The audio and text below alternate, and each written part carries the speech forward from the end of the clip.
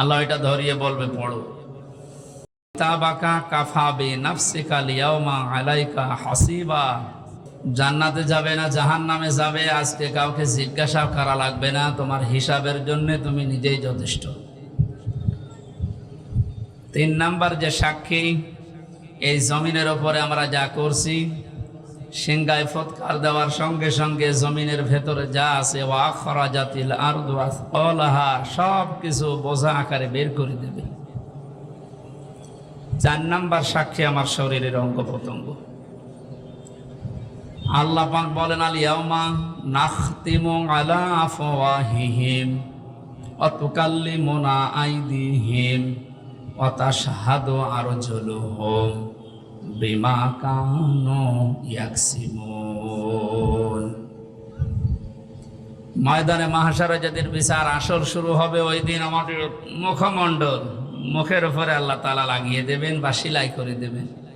আমাদের হাত, আমাদের অঙ্গ প্রত্যঙ্গ, বিশেষ করে কয়েকটা জিনিসের নাম এখানে এসেছে। প্রথমে আল্লাহর সাথে কথা বলবে তোমাদের হাত, ওয়া তুকাল্লিমুনা আইদিহিম। হাত যে কথা বলতে পারে, এটা এখন হয়তো আমাদের অনেকের বিশ্বাস হচ্ছে না। কিয়ামতে এটা বলবে, আর এটাই বাস্তব। সুতরাং হাত দিয়ে যে যা করছি খুব হিসাব করে করা দরকার। বিশেষ করে হাতে যাদের কলম আছে, এইগুলো খুব সূক্ষ্মভাবে হিসাব করে দুনিয়ায় ব্যবহার করা দরকার। নুনুল কলামি ওয়া মা ইয়াসতুরুন। আল্লাহ বলেন কলমের কসম, এবং কলম দিয়ে লেখকরা যা লেখে ওই লিখিত জিনিসের কসম।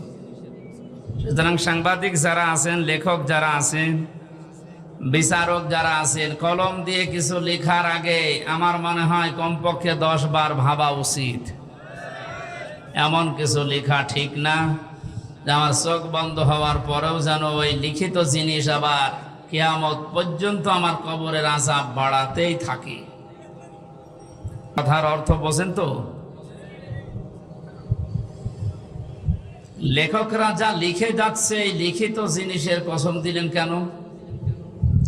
পৃথিবীতে এমনও মানুষ আছে, বুঝে হোক না বুঝে হোক এমন কিছু লেখে, ওই সময় হয়তো আবেগে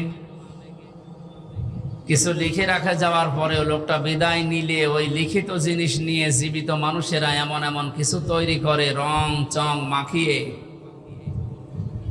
ওইটার দ্বারা হাজারো মানুষের চরিত্র ধ্বংস হয়, ওইটার দ্বারা হাজারো মানুষ হাইজাকার হয়, চাঁদাবাজি শেখে, ওখান থেকে হাজারো মানুষ বেয়াদব হয়ে যায়। আমি নাম নিলাম না, এদেশের একজন পতিত দশা লেখক, নাম করা, নাম নিলে আপনারা চিনবেন। এই লোকটা যে সমস্ত উপন্যাস, যে সমস্ত বইগুলো লিখেছে, উনি মারা গেছে, কিন্তু তার এই বইগুলো দিয়ে এখন নাটক বানানো হচ্ছে, সিনেমা বানানো হচ্ছে। এমন এমন নাটক সিনেমা বানানো হয় যেখানে মানুষের চরিত্র ধ্বংস করা ছাড়া চরিত্র সংশোধনের কিছু সেখানে নেই। সে লোকটা তো মারা গেছে অনেক আগে, শুয়ে আছে সবুজ একটা শ্যামল জায়গায়। এর দ্বারা যত মানুষ এই দেশের চরিত্র হারাচ্ছে, পৃথিবীর সবচাইতে বড় সম্পদ মানুষের চরিত্র। এটা যারা হারিয়ে ফেলে তার কাছে আর কিছু থাকে না। আপনি তো মারা গেলেন, আপনার লিখিত জিনিস দিয়ে কি মানুষ হারাচ্ছে আপনি কবরে বসে বসে কিন্তু এখন টের পাচ্ছে।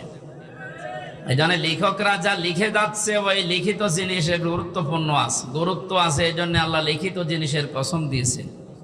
এমনকি এটা যখন ইতিহাস হয়ে যায় তখন ওর কদর আরো বেড়ে যায়। আল্লাহ বলেন ওয়াল আসরি, ইতিহাসের কসম। কারণ পৃথিবীর ময়দানে অনেক কিছু অনেকে ভুলে যায়, ইতিহাস ওইটা সংরক্ষণ করে রাখে, ইতিহাস কিন্তু ভোলে না। পৃথিবীর নিয়মই হচ্ছে এইটা, ঘটনা যখন ঘটে ওই সময় কেউ লেখে না, ঘটনা ঘটে যাওয়ার পরে কিন্তু ইতিহাস লেখা হয়। আপনি কি বুঝে বলেন ঠিক নাকি আন্দাজে সবার সাথে তাল মিলান? আপনার অনেকে আমরা জন্মের পর থেকে ইয়াজিদের ইতিহাস শুনি। লোকটা জালেম ছিল। কে ছিল?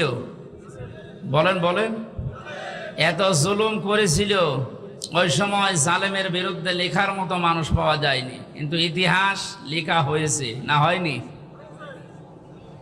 ইয়াজিদের যে ইতিহাস, এটা পড়লেই মানুষ তাকে গালি দেয়, অথচ নামটা তো খারাপ না। ইয়াজিদ অনেক সুন্দর নাম, সুন্দর নাম না?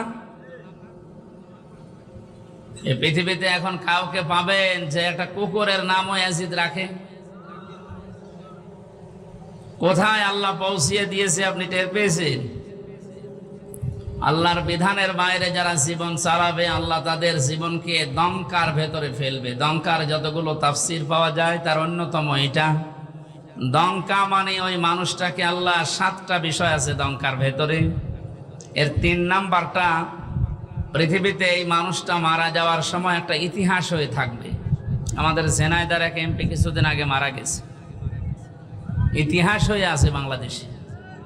কত টুকরা করেছে তার লাশ, এমনকি শুনলাম যে বিলিন্ডার মেশিন দিয়ে পর্যন্ত বিলিন্ডে বিভিন্ন জায়গায় ছড়িয়ে দিয়েছে। তা বাংলাদেশে একটা ইতিহাস হয়ে রাখেনি। হয়তো এখন এই ইতিহাস কেউ লিখছে না, লেখা হবে একদিন। লেখা হবে না?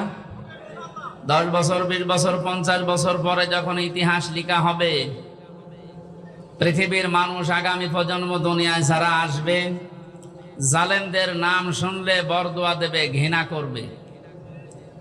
ইমাম হোসাইনের পক্ষে ওই সময় কেউ ছিল না, কলম ধরার সাহস কারো হয়নি, কিন্তু ইতিহাস লেখা হয়েছে না? লেখা হয়নি? ইমাম হোসাইনকে ইতিহাস স্মরণীয়, বরণীয় করে দিয়েছে, নন্দিত করে দিয়েছে, বিজয়ী করে দিয়েছে। আর ইয়াজিদকে আল্লাহ নিন্দিত, ঘৃণিত, এই পৃথিবীর সবচাইতে নিকৃষ্ট মানুষের তালিকায় নাম তুলে দিয়েছে। এত সুন্দর নাম, এই লোকটাকে যদি এত নিচে নামিয়ে আল্লাহ দিতে পারেন, পৃথিবীর যারা জালেম, হয়তো সামনাসামনি আপনাদের কোনো কিছু বলার ক্ষমতা দুনিয়ায় কারো নেই, ইতিহাস কিন্তু লেখা হবে। নয়তো ওয়ালা আসরি, আসরের আগে আল্লাহ ওয়া দিতেন না। আল্লাহ কসম দিয়েছেন, ইতিহাসের কসম, এটা নীরব সাক্ষী। চোখ বন্ধ হওয়ার পরে হয়তো ইতিহাস যখন লেখা হবে, আপনারও নাম এই পৃথিবীতে যত সুন্দর থাক, কিয়ামত পর্যন্ত আপনার নামে কেউ কুকুরও পুষবে না। এই জন্য আমাদের উচিত, সাক্ষীর যে বিষয় 4 ধরনের বললাম, আল্লাহ রাব্বুল আলামিন এই 4 প্রকার সাক্ষী যেন আমাদের পক্ষে এনে দেন। বলেন আমিন।